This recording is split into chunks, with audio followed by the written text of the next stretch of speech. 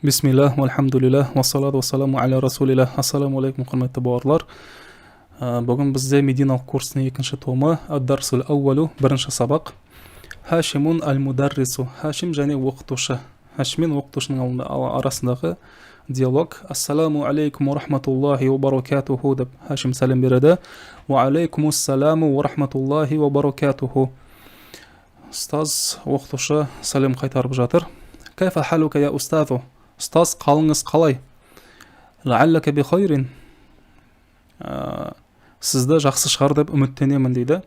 Алхамдулиллахи, Аллаға шүкір. Ва кайфа халука анта я Хашиму? Ал сенің өзіңнің қалың қалай я Хашим? Ана ухиббука кафиран я Хашиму. Мен сені қатты жақсы көремін я Хашим. Иннака талибун закиюн ва мучтахидун ва зу хулуқин. Арасында сен тапқыр, ынталы және көркемнезді оқушысың. Амин Пакистана анта амминал хинди я Хашиму. Сен Пакистаннансың ба, әлде Үндістаннансың ба я Хашим? Инни минал хинди. Расында мен Үндістаннанмын. Вазамилука аллази хараджа ма'ака ал'ана минал фасли. Ахуа айдан минал хинди. Ал сенің сыныптасың сенмен бірге қазір сыныптан шыққан. Ол да Үндістаннан ба? Ла иннаху мин Пакистана. Жоқ, ол Пакистаннан. Инна саатака джамилатун я Хашиму. Расында сенің саатың әдемі я Хашим. Аминал ябани хия, ол Жапониядан ба? Ла иннаха минал хинди. Жоқ, ол Үндістаннан. Агалиятун хия ам рахисатун. Ол қымбат ба, әлде арзан ба? Иннаха рахисатун жиддан. Ол өте арзан. Иннаха би миати рубиятин фақат. Ол тек 100 рупи тұрады дейді. Кам ахан лака я Хашиму. Сенің қанша бауырың бар я Хашим? Ли фалафату ихватин. Расында менде 3 бауырым бар. Ат-туллабун хум, олар студенттер ме? Ла иннахум туджарун. Жоқ, расында олар саудагерлер.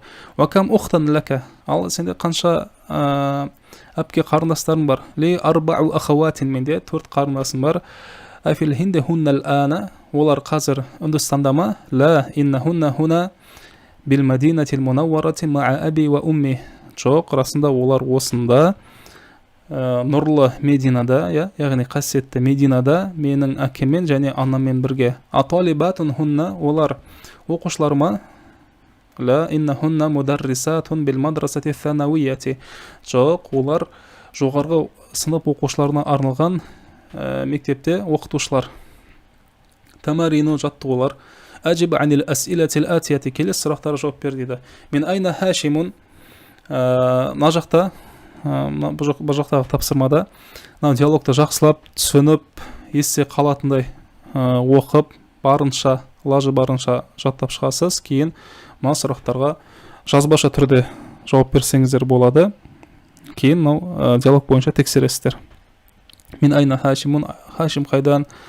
Хуа минал хиндия. Қателеспесем ол Үндістаннан болды. Аюхиббухул мударрису.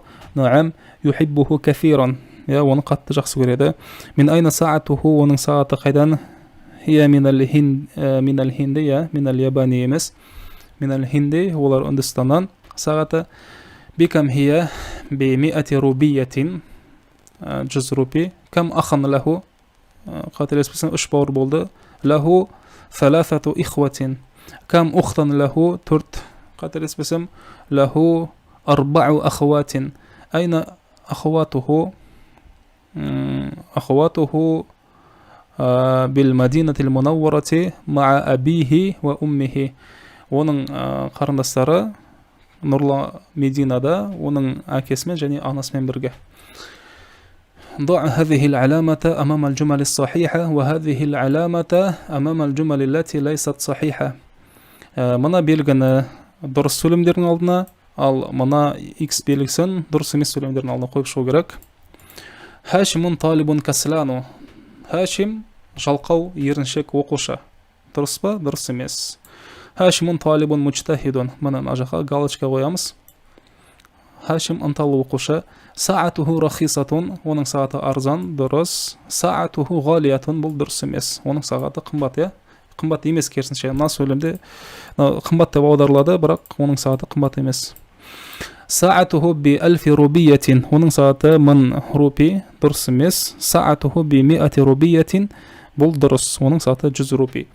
Ахватуху бил мадинатил мунавварати. Дұрыс. ахуатуху бил хинди, бұл дұрыс емес, Үндістанда емес, олар Медина қаласында. Тааммал ма яли, келес келгенде зертте дейді. Инна деген расында шынымен деп аударылады, бірақ бұл сөзді аударатын кезде қалдырып кетсек болады, еш нәрсе етпейді, сөйлем мағынасын жоғалтпайды. Енді осыны жазған кезде арабшада расында ол деп қалай айтамыз? Иннахуа демейміз, иннаху. Осылайша мына қысқартамыз. Осыған мән беріңіздер, жаттап алыңыздар. Мына жақта келес келгенде зертте дейді. Иннахум бірге жазамыз. Иннахия, расында ол қыз деп айтқымыз келген кезде иннаха дейміз. Мына осыны жаттап алыңыздар. Иннахунна, инна анта демейміз, иннака. Инна антумыз, иннакум, иннаки, иннакунна. Мына жақта иннани немесе инне екеуі де болады. Екі нұсқасы да. Инна нахну демейміз, иннана, инна. Осы екі нұсқасы болады. Адхил инна аля джумалил атия. Иннаны келесі сөйлемдерге кіргізеді, яғни қойып шығу керек. Мына жақта видеоны бір сөйлемді өзіңіз оқисыз, аударасыз, осы иннамен бірге. Кейін видеоны паузаға басып, кейін видеоны жалғасып тексеріп отырасыз. Мен бірден иннамен оқып кетіп отырам. Иннаху таджирун, расында ол саудагер. Инни немесе иннани талибун, мен оқушымын. Расында иннахум минал ябани, расында олар Жапониядан. Иннакум азкияу, сендер тапқырсыңдар. Иннаха, наяқта иннахи емес, иннаха мутазаввижатун, ол тұрмысқа шыққан, тұрмыс құрған. Иннана немесе инна муслимуна, иннана муслимуна. Біздер мұсылмандарымыз. Инна кунна мучтахидатун, сендер ынталысыңдар. Инна хунна муслиматун, олар мұсылман әйелдер. Иннака ражулун ғаниюн, сен бай адамсың. Иннаки закиятун, сен тапқырсың. Келесі жаттығу иқра ил амфилатал атия, келесі мысалдарды оқы дейді. Ал-мударрису жадидун, оқытушы жаңа, яғни жаңадан келген оқытушы. Енді осы иннаны кіргізген кезде қандай айырмашылық болады? Иннал мударриса, мана фатхамен болады. Иннадан кейінгі сөз бұл фатхалы болады. Бұған беріңіздер. Иннал мударриса жадидун. Мана Фатимату табибатун, еш нәрсе әсер етіп тұрған жоқ мына сөзге. Енді инна келді. Инна Фатимата табибатун. Расында Фатима дәрігер әйел. Хамидун мутазаввижун, инна хамидан мутазаввижун. Хамид үйленген. Мана инна келсе, өзінен кейінгі сөзі танвин фатхалы немесе мамну мина сарф болса, или алиф лам жалғанған болса, жай ғана фатха болады. Хойру мунсариф дегенде біз бірінші томның соңында өткен едік. Соны ұмытсаңыздар, естеріңізге түсіріп қайталап көрсеңіздер болады. Адхил инна аля джумалил ати вадбит авахирал калимати. Иннаны келесі сөйлемдерге кіргіз және сөздердің соңғы харекетін қой дейді. Ад-дарсу са'бун, сабақ қиын. Енді иннаны кіргізетін болсақ, иннад-дарса са'бун, расында сабақ қиын. Ас-сайярату джамилатун, яқты даммамен. Инна-сайярата фатхамен джамилатун, көлік әдемі. Иннал Qur'ана китабуллахи, Құран, Алланың кітабы. Ал өзі иннасыз ал-Qur'ану китабуллахи. Мухаммадун Расулуллахи саллаллаху алейхи вассалам. Мұхаммед Алланың елшісі. Енді инна Мухаммадан Расулуллахи. Расында Мұхаммед Алланың елшісі. Аминату талибатун, инна амината талибатун. Инна луғатал арабията сахлатун. Расында араб тілі жеңіл. Мен бірден иннамен оқып кетіп отырам. Инна хазихи саата ғалиятун. Расында бұл сағат қымбат. Енді қараңыздар. Хазихи, хаза деген сөздер, сілтеу есімдіктері. Бұлар иннадан кейін на сөз емес, олың арасында мына сілтеу есімдігі болса да, сіз инна наның алдында тұр деп, яғни наны есептемей, инна өзінен кейінгі сөзге қалай әсер ету керек, дәл сол харекетті қоясыз. Мына жақта хәзихи жоқ деп елестетесіз. Бұл жақта жаңағындай бадал деген тақырып бар, грамматика бойынша. Бұны біз алдағы уақыттарда дұрыстап өтетін боламыз. Сол себептен мына жақта осылай қысқаша түсіндіріп өтейін. Инна хазихи саата ғалиятун. Расында бұл сағат қымбат. Инна билалан ғанiyun. Расында Билал бай. Иннал мудира фил фасли. Расында директор сыныпта. Иннал маа баридун. Расында су салқын. Ас-сайярату джамилатун. Бұл жерде енді грамматикалық талдау жасайтын болсақ, ас-сайярату бастауыш, ал-мубтада, джамилатун әдемі деген бұл хабар, баяндауыш. Бастауыш, баяндауыш, мұны сөйлем. Харекеттері осындай. Енді инна келген кезде, бұларды біз бастауыш, баяндауыш деп нетпейміз. Ас-сайяра алдында бастауыш болған сөз, бұл грамматикалық тұрғыда исму инна болып кетеді. Бұл исм иннаны біз фатхалы қыламыз. Ал оның хабары, мұны хабару инна, ол даммалуы қала береді, өзгермейді. Бұл бастауыш сөзге әсер етеді. Грамматикалық тұрғыда бұл сөз бастауыш деп аталмайды енді, бұл исм инна деп аталады. Осыған мән беріңіздер. Тааммалил мисалайни thumma кавин жумалан мислахума минал калиматил атия.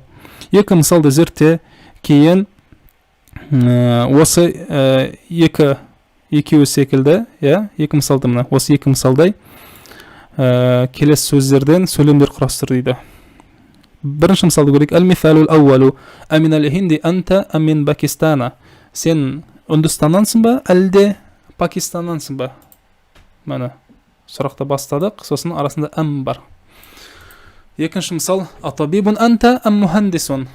Сен дәрігерсің ба, әлде инженерсің ба? Осы әлде деген әм болады.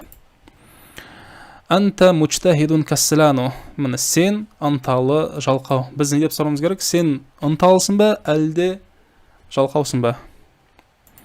Мына сөзді айтамыз. Амучтахидун анта ам кассилану. Ынталысың ба сен, әлде жалқаусың ба? Енді міне ассину аль-ябану. Енді осы жақтансың ба деп айту үшін минді қосамыз. Аминассини хия ам минал ябани. Ол Қытайдан ба, әлде Япониядан ба? Әйел тегін сұрау жатыр. Анти табибатун мумарридлатун. Паузаға басып өзіңіз істеңіз, кейін жалғастырып тексересіз. Табибатун анти ам мумаррилатун. Сен дәрігерсің ба, әлде медсестрасың ба? Анасарахум ам яхудун. Олар насранилер ме, яғни христиандар ма, әлде яхудейлер ме? Масджидун хаза ам мадрасатун. Бұл мешіт пе, әлде мектеп пе? Ас-сайяратул мудири хазихи ам сайяратул мударриси. Бұл директордың көлігі ме, әлде оқытушының көлігі ме? Амутазауижун анта ам азабун. Сен үйленгенсің бе, әлде бойдақсың ба? Ахолатуки хунна ам амматуки. Олар сенің нағашы тәтелерің бе, әлде туған тәтелерің бе, яғни әке жақтан ба? Амин Пакистана хуа ам мин Ирана. Ол Пакистаннан ба, әлде Ираннан ба? Ақарибун байтука ам баидун. Сенің үйін жақын ба, әлде алыс ба? Келесі жатты. Тааммалил амфилатал атия ли зу. Зуға қатысты келесі мысалдарды зертте дейді. Бірінші сөйле. Мудируна зу қауматин тауилаттин. Біздің директорымыз ұзын бойлы. Бұл иесі деп аударылады. Иесі. Ұзын бой иесі демейміз.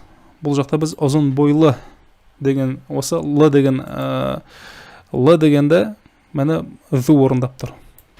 Мудируна зу қауматин тауилаттин.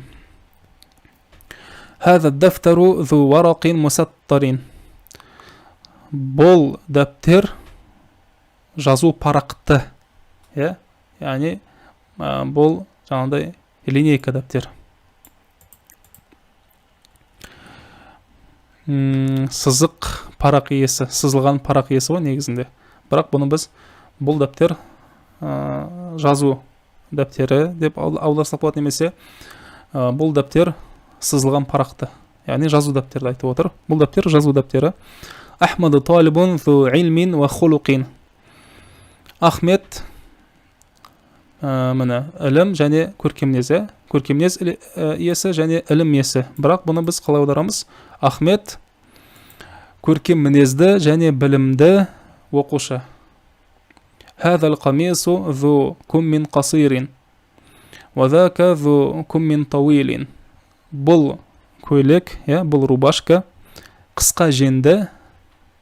Мына ذусыз жай ғана қысқа жен, мына жақта ذуны қосқанда қысқа женді. وذاك ذو كم طويل. Ал анау ұзын женді.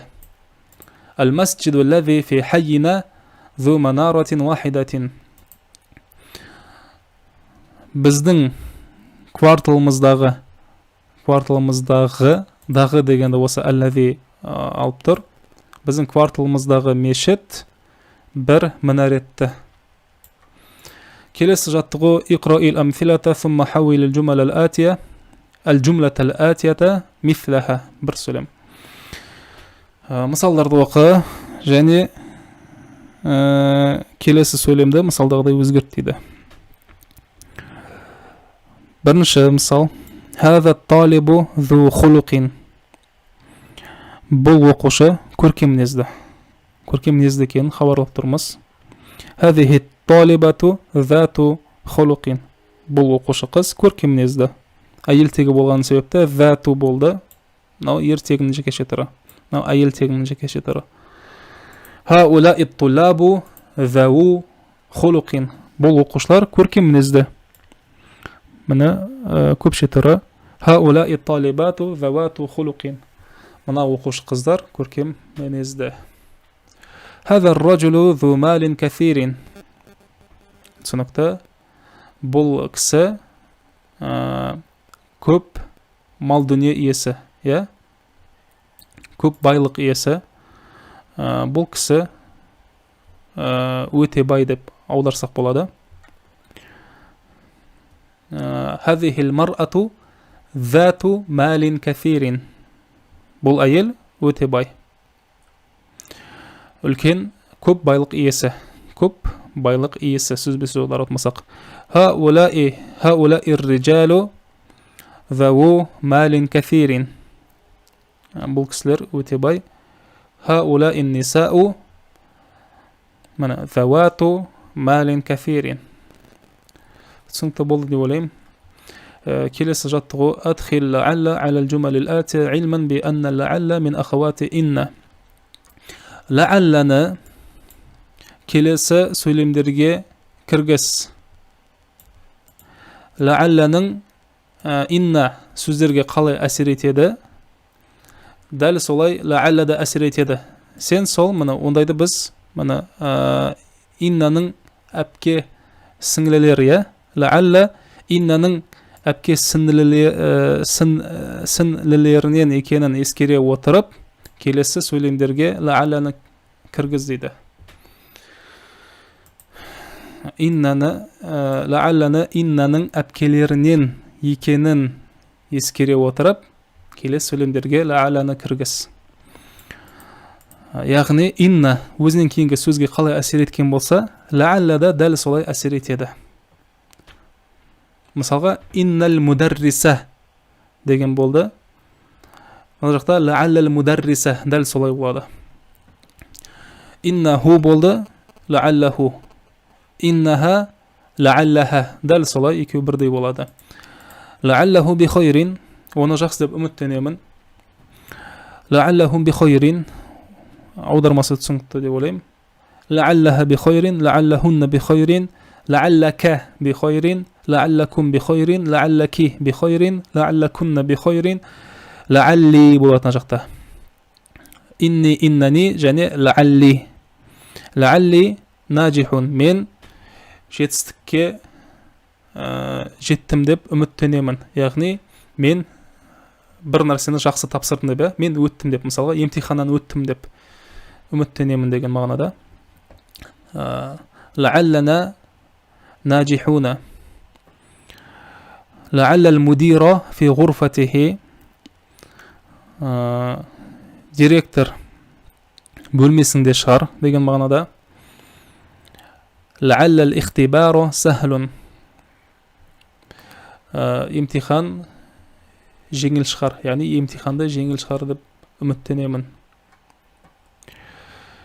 Иқраил мисалайни ثم أكمل الجمل الآتية بوضع غال أو غالية في الأماكن الخالية. Екі мысалды оқы, кейін келесі сөйлемдерді ғали немесе ғалиятынды бос орындарға қойып толықтыр дейді. Бірінші мысал. هذا القلم غال أصله غالي болу керек негізі. هذه الساعة غالية. Бұл сағат қымбат. Негізінде міне ғалиюн болу керек.